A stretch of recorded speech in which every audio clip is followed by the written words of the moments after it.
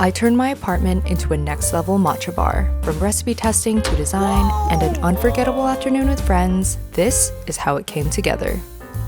Welcome back to Atori Cafe, where I am testing out cafe concepts at home for my dream cafe. Since it's the start of a new year and our friends love the creative espresso drinks from last time, we're gonna host a creative matcha bar with drinks that change the way you see matcha and inspire you to take on the new year with fresh eyes.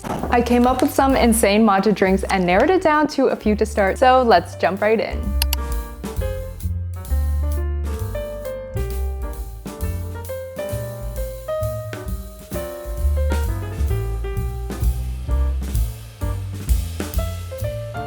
After a bunch of trial and error, I have finally come up with maybe a drink. This is a Makgeolli Jasmine matcha cream latte. Between the ingredients of Makgeolli, jasmine, and matcha, this was the best drink that I could come up with, so let's give it a try. Whoa.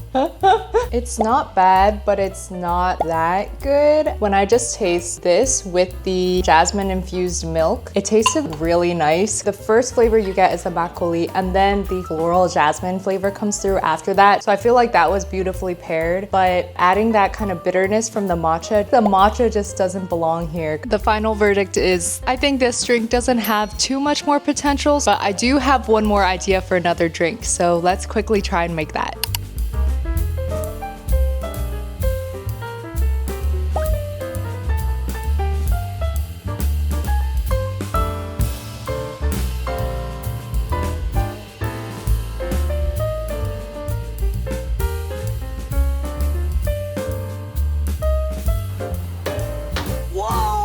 Next, we have a matcha vanilla creme brulee latte with caramelized sugar on top. I'm so excited, let's try it. Whoa, because the sugar was actually crunchy on the top. I did 2 layers of the brulee sugar. The top is literally like creme brulee and it's just whipped up slightly. It could have a little bit more salt, but let's try the latte together. Give it a mix. Cheers. Maybe you could use some more matcha, but this is definitely the idea that has the most potential right now. My vision is that you can eat the top as like an actual creme brulee and then drink it together as a creamy vanilla latte. We will have to make the next version. Oh, very vanilla beany. Yeah, I think you could do a stronger matcha flavor, but it kind of tastes like a fluffy melted vanilla ice cream at the moment. But it's good.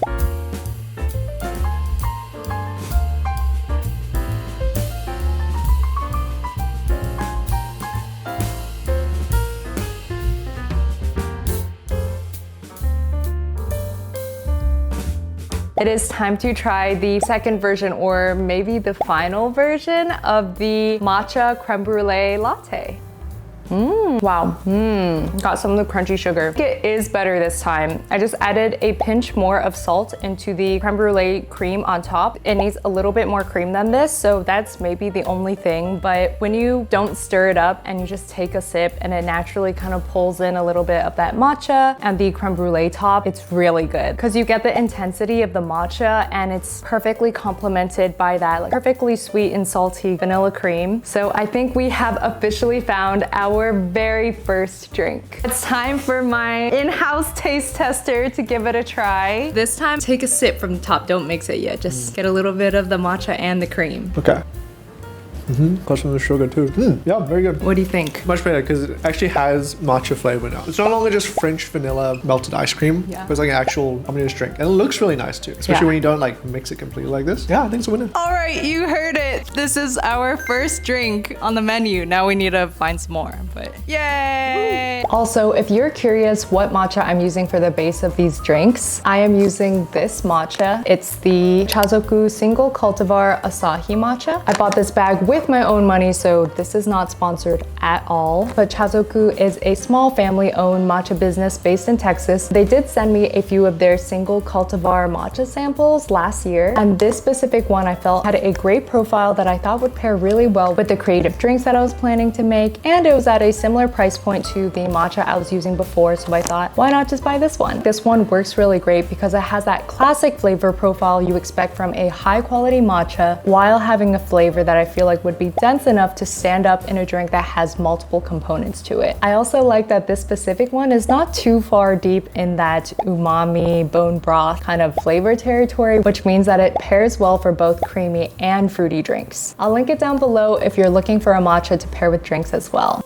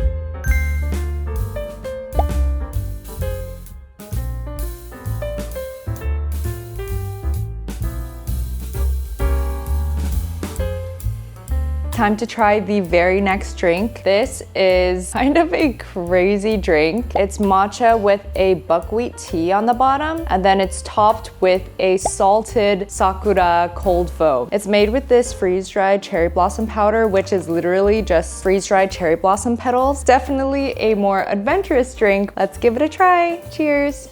Whoa. I think I kind of like it. At first you get that savory punch from the salted Sakura cold foam on top, and then you get this super refreshing, thirst quenching feeling from the buckwheat matcha tea. Maybe the matcha flavor needs to be a little bit stronger, but it's a super original drink. I think it might have some potential.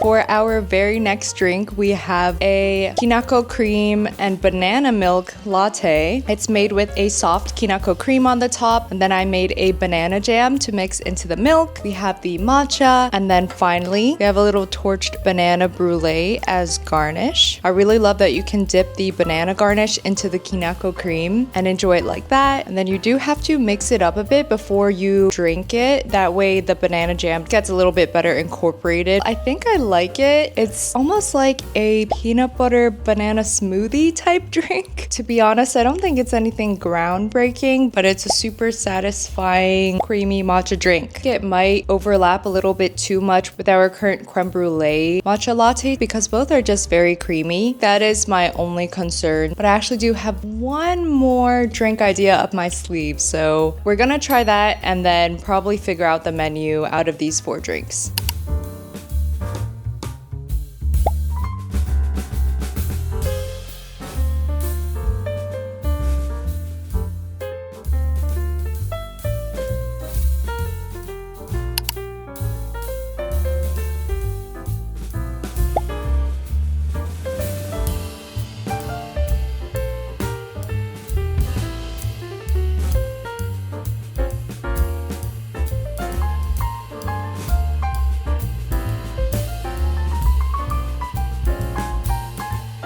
This is gonna be the final design.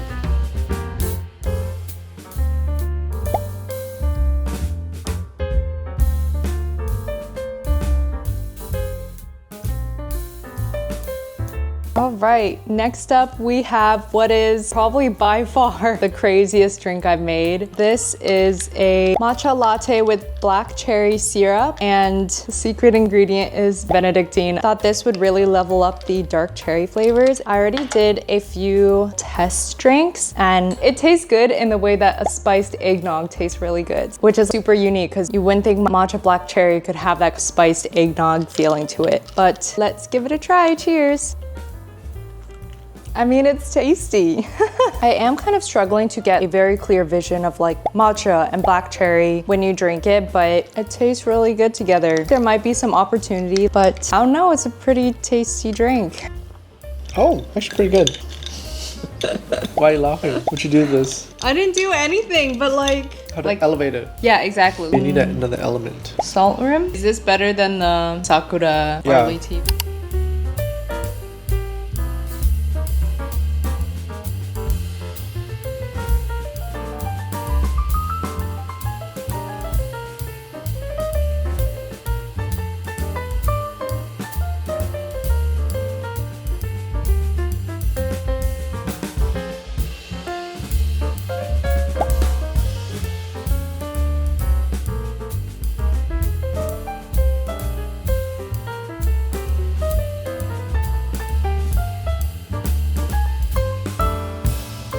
Time to try the next version of the black cherry matcha latte. This time I changed the order of the layers. It definitely sits a lot nicer now. And then I added a little salt rim on the edge because after testing a few of these salted cream top options, I just found that adding anything besides salt took away from the drink. But having that salt rim adds that ability to change the flavor as you go. Let's give it a try. First, I'm gonna try it without mixing it. Woo! Whoa, wait. I kind of like that you get to start with pure matcha top and then you get to try that with a little bit of salt. It's a fun experience. I just love drinks that have multiple experiences in them. So now let's give it a little bit of a mix. Whoa. I think I definitely like the Benedictine and matcha combo. It's very fun. So now we'll give it the final little mix. As you stir it, the flavor changes. On that first stir, some more Benedictine milk comes up with the matcha. That's its own sip. And then once you stir it a few more times, sweetness from the cherry comes through. The black cherry brings out this juicy fruitiness into the Benedictine matcha latte. So very fun. And then I like that with the salt rim, you get pockets of saltiness, which keep it interesting and refreshing without it becoming just like a 1D drink. So it definitely has more complexity now. This might be one for the menu.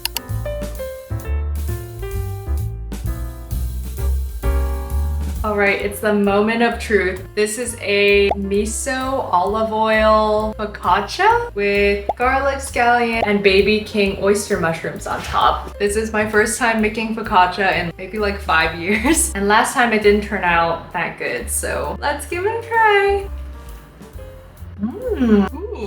That's actually kind of good. The miso olive oil that I put on top, it just adds this kind of like deep richness and nuttiness from that miso. So you can definitely tell it's not just a plain focaccia. It definitely has that added miso flavor profile, but it's also not too strong. It adds a light miso fragrance throughout the bread. And then each bite you get, it's a little bit different because some bites you get the punchiness from the garlic and the scallion. And then the dough is nice and chewy. I do kind of wish it was more crunchy on the bottom. It does need a touch more salt on top, but it's actually pretty good. So I think we found a savory item for the home cafe.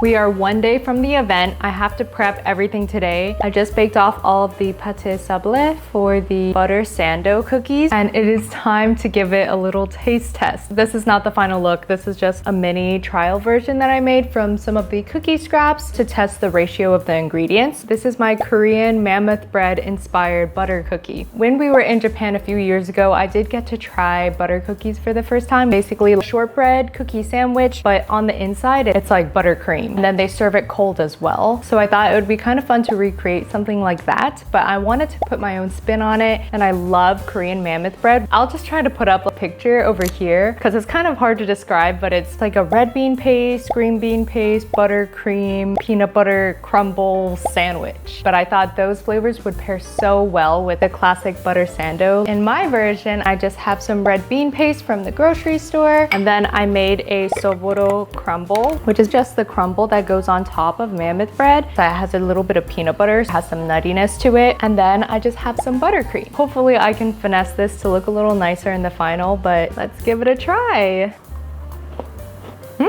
I really love the textures in this because you have the crispness from the cookie with the light buttercream, and then you have the bean paste layer, which has a totally different texture as well. It's very well balanced texturally. Flavor-wise, I think I put a little bit too much red bean paste, so I'll tweak that in the final version. But I love that because of the Soboro peanut crumble, there's a little bit of saltiness at the end. I think that really rounds out the experience. It is missing the green bean paste, usually in the Mammoth breads that I've had, but I honestly couldn't get a hold of it, so I think this is at least good enough to go forwards with. So let's go ahead and put together the rest of the cookie sandwiches.